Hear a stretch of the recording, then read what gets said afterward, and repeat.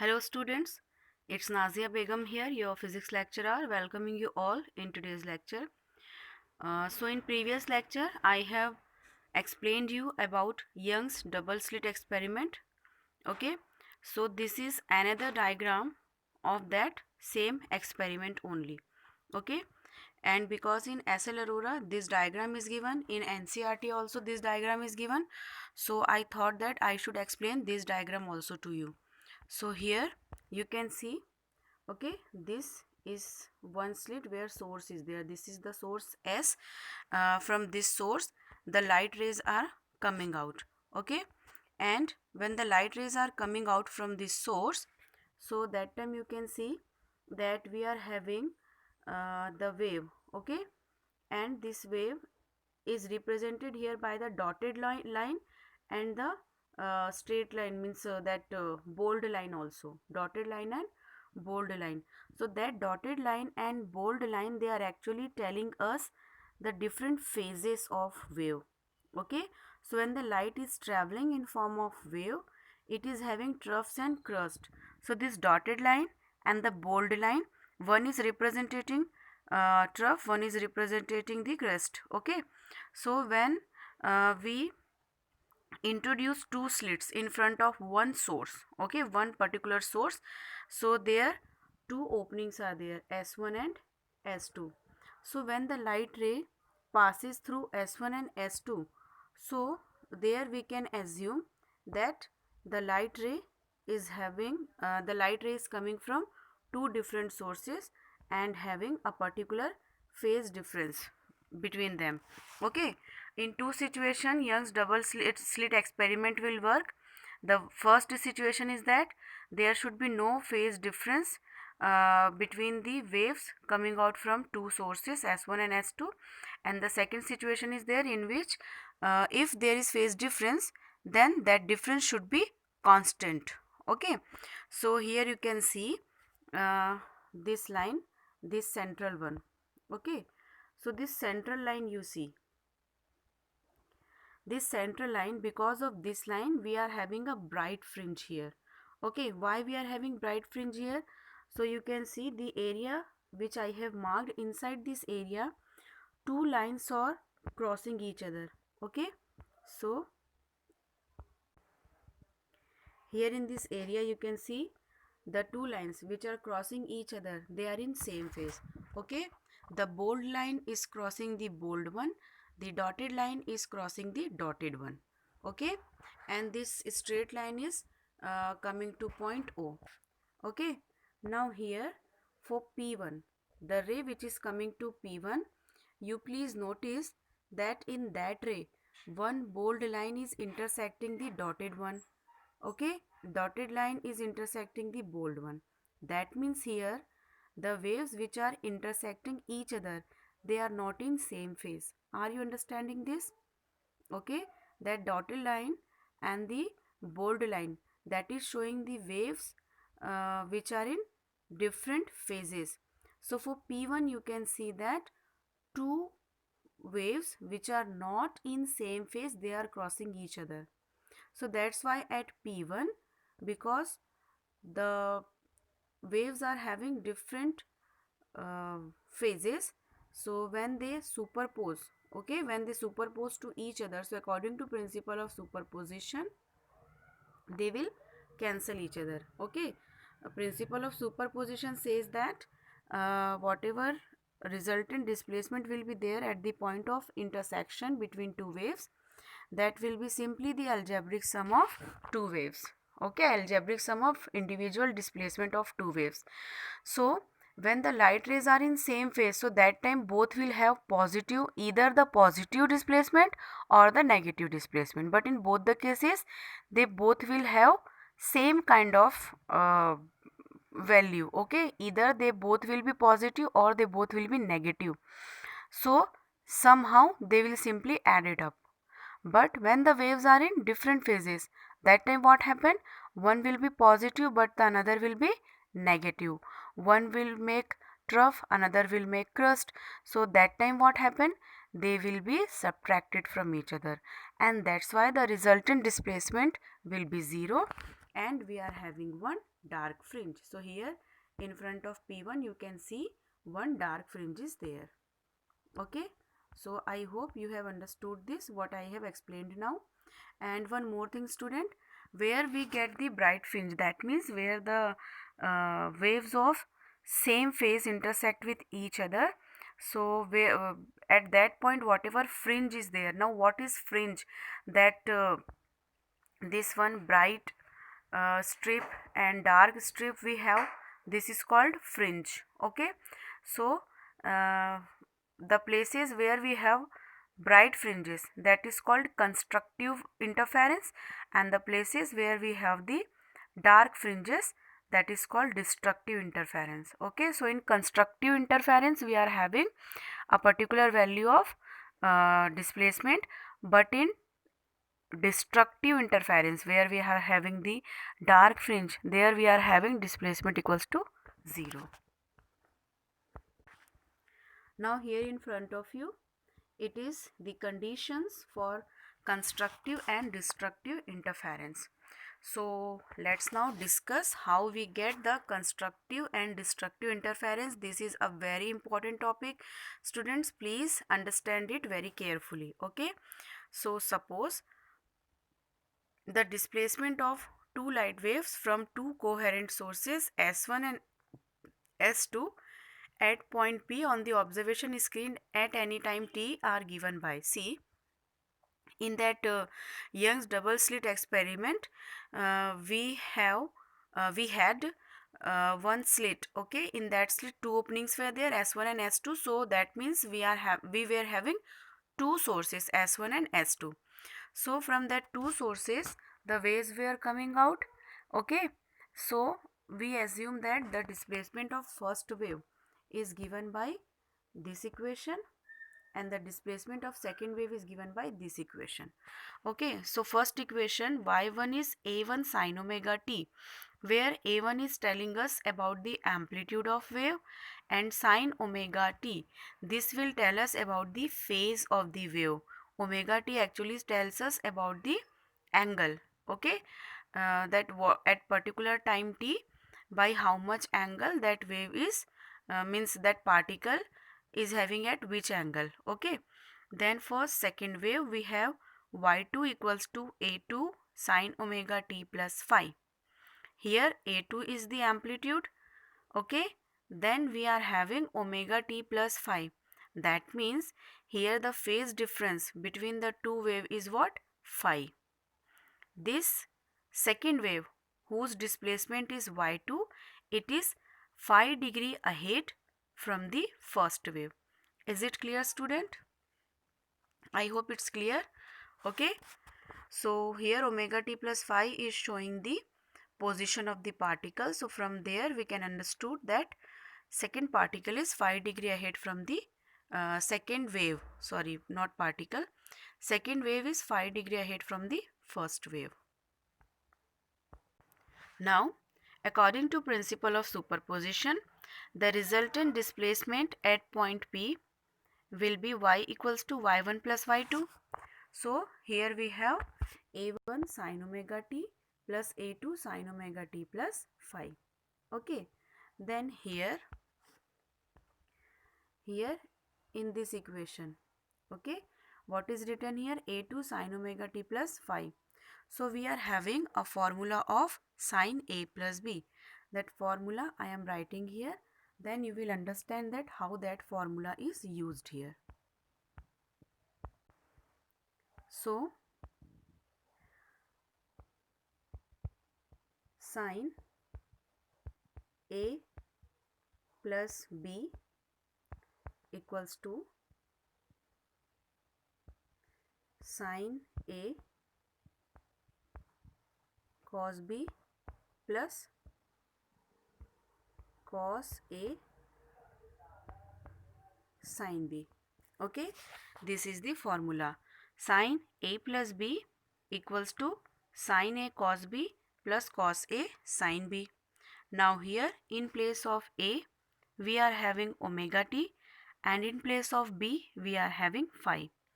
So here the formula will take form as sin omega t cos phi plus cos omega t sin phi. When we multiply a2 with that, so we are having this line. Okay, this line we will have.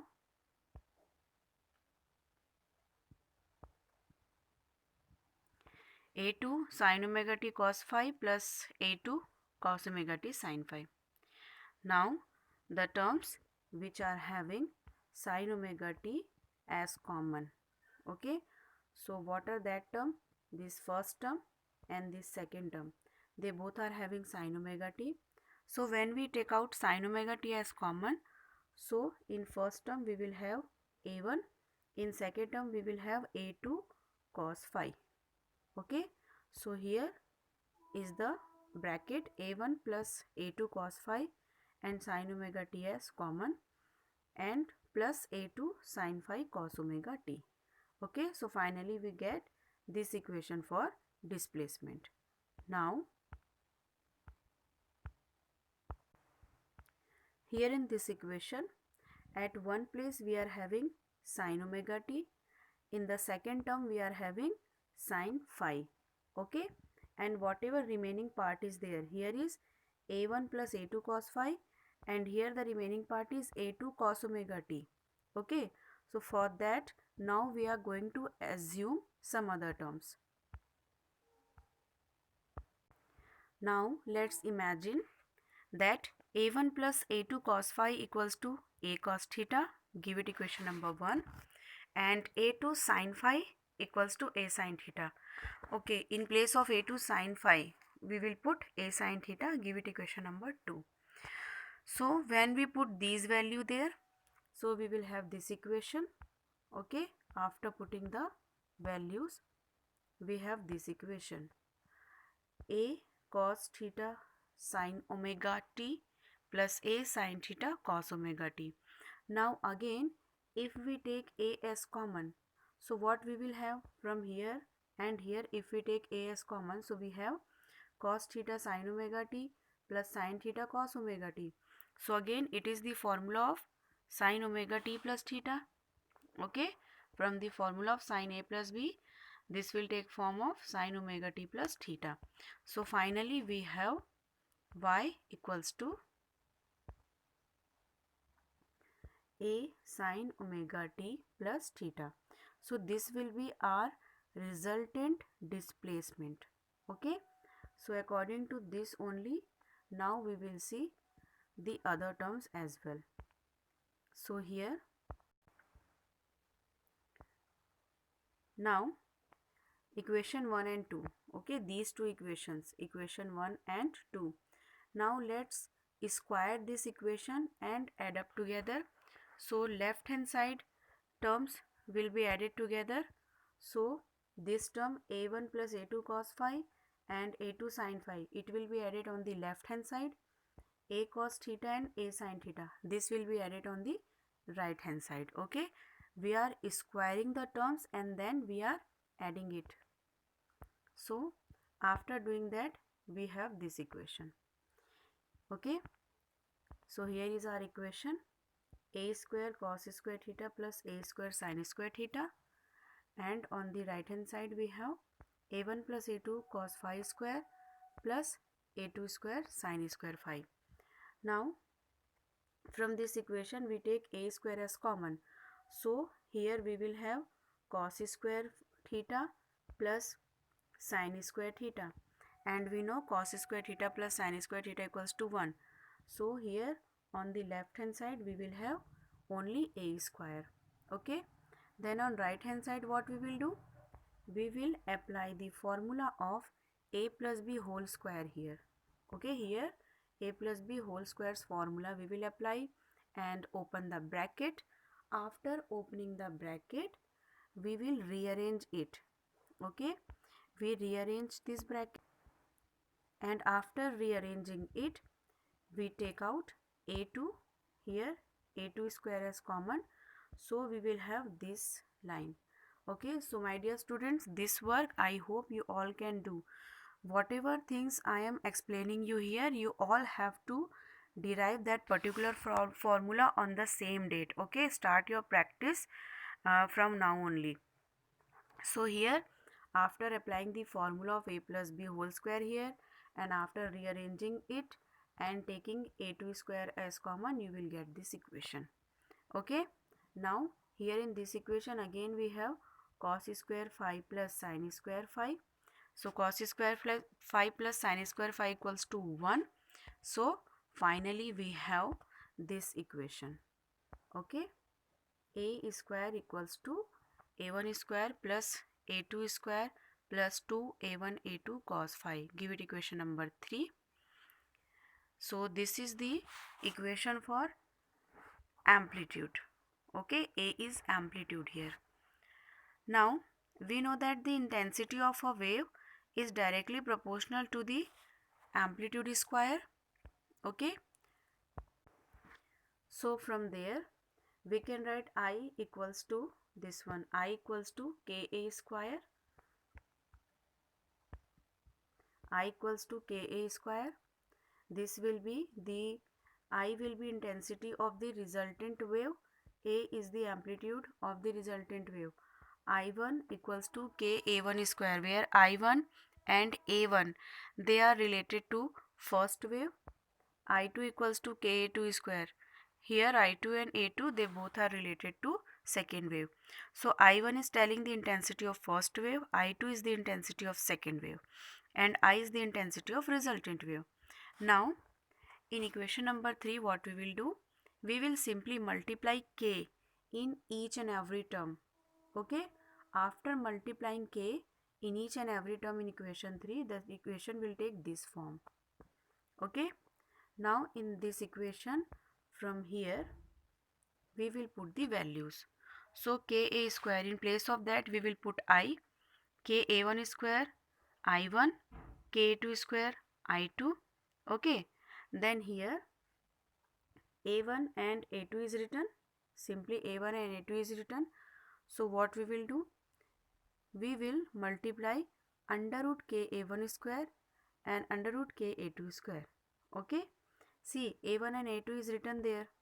In place of A1 only, okay, in place of A1 we can also write under root A1 square. Okay, so that will be same meaning only. Okay, so in your book there is one misprinting here na, with A1 and A2. Okay, here with A1 and A2 squares and also should be there. Okay, so this A1 and A2 we can write in form of under root A1 square under root A2 square and multiply K in both the terms with both A1 and A2, and then after that we can put I1 and I2 there. Okay,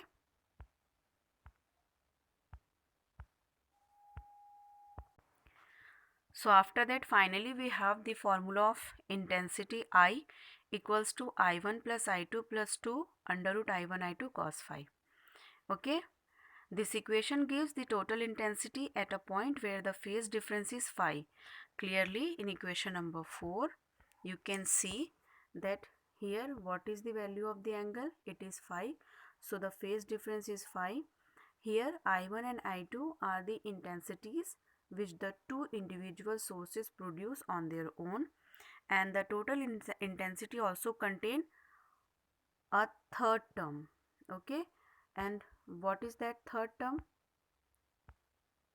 See, here these two terms are related to intensity of the two individual waves, and this is our third term, 2 under root I1 I2 cos phi.